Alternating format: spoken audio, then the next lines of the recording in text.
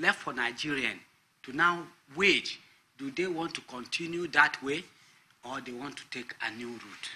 We want Nigerians to survive. We are nationalistic ideologists that sat here.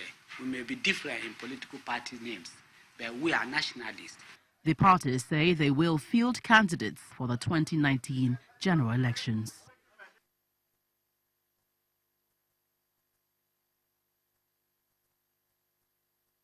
Oh yes, these are some of the developments we saw in the wake of the merger, the emergence of CUPP, Coalition for United Political Parties. I hope I'm getting that acronym correctly.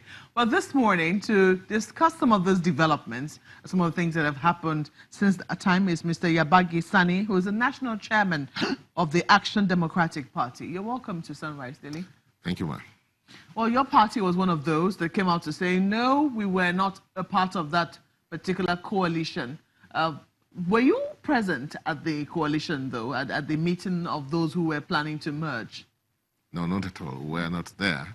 But one thing that is very clear is that in the beginning of the process itself of bringing parties together, they invited us. And there's a saying that you don't refuse an invitation, but you refuse what is in the invitation.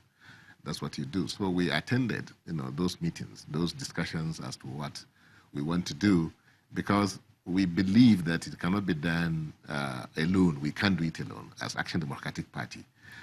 Today's world is about collaboration. It's not dominance anymore. So not to talk about political parties, democracy. So we recognize the fact that we must collaborate with people, but not with any people, no, not at all. Because we believe that Nigerians have already rejected, what, again, these people that have been rejected are presenting to Nigerians, because the face of the coalition is PDP. And PDP has been emphatically, rejected by Nigerians, without, nobody will mean so when you come to what happened in 2015.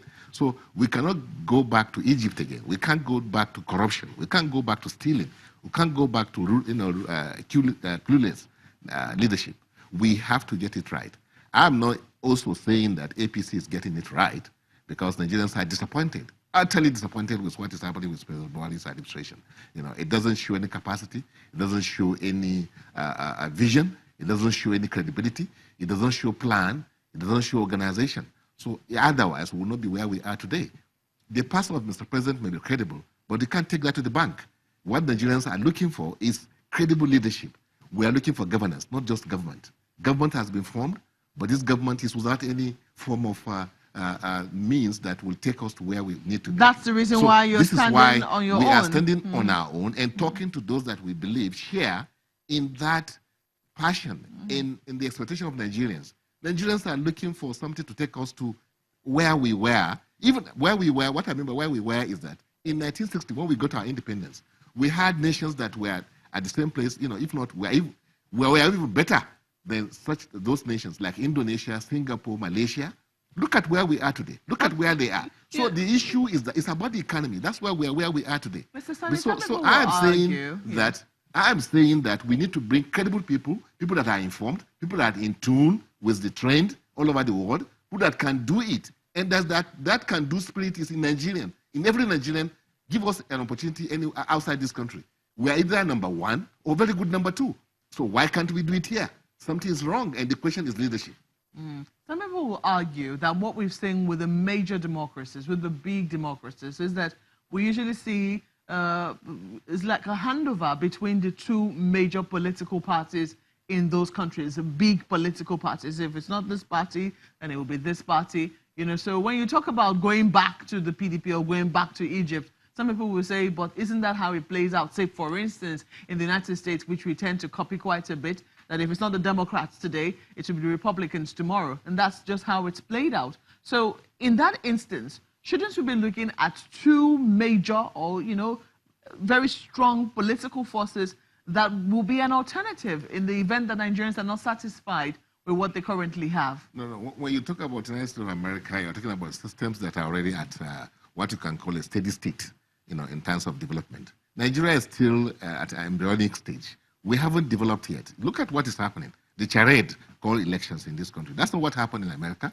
And when you talk about dominant parties, look at what happened, the last elections you had in America. The person was outside the establishment. It's not, Trump cannot be considered as an established man. Macron was not an established man, And so what we are talking about is that we are looking for individuals that can do it, that have that knowledge that Nigeria requires to take us there. We have everything it takes. We have the potentials, we have the natural endowment, we have the people, we have the size of a country that could be an asset. We have the location, which is a choice location. God did it that way. We're on the equator. Everybody should be looking for us because we occupy a position of choice in this country. So what I'm saying is that the political parties have to be... Sorry to interrupt you. You talk about President Trump not being an establishment man. Yes. We also know that he had to take one of the establishment